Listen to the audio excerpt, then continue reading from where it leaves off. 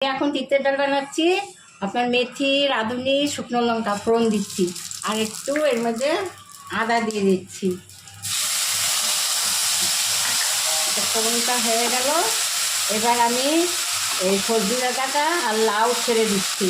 তারপরে এগুলো একটু ভাজা ভাজা করে ডালটা ছেড়ে দেবো। এবার আমি সর্ষে, কালো জিরে, শুকনো লঙ্কা ফোড়ন দিলাম টক ডালে। এবার কী করবো, সর্ষেগুলো মুখে লাগে তো, ওই জন্য একটু হাতার পিঠ দিয়ে একটুখানি কেটে দিলাম। আমটা ছেড়ে দেবো, আম দিয়ে টক ডাল। এবার আমটা একটুখানি নাড়াচাড়া করে আমি ডালটা ছেড়ে দেবো। একটুখানি নাড়াচাড়া করে এবার আমি ডালটাকে ছেড়ে দিলাম। এবার আমটা সিদ্ধ হবে, হওয়ার পরে একটু মিষ্টি দেবো, নুন হলুদ সব দেওয়া আছে। টক ডালে লঙ্কা দেয় না, একটা ফোড়ন দিয়েছি শুকনো লঙ্কা। এবারে আমটা সিদ্ধ হলে ডালটা নামিয়ে দেবো মিষ্টি দিয়ে। হচ্ছে এটা নামানোর সময় একটু ঘি একটু মিষ্টি দিয়ে নামিয়ে দিতে হয়। আজকে রান্না হচ্ছে টক ডাল, ডিমা শাক, ইঁচড়ের তরকারি, তিতের ডাল আর সজনে ডাঁটা আলু দিয়ে পোস্ত।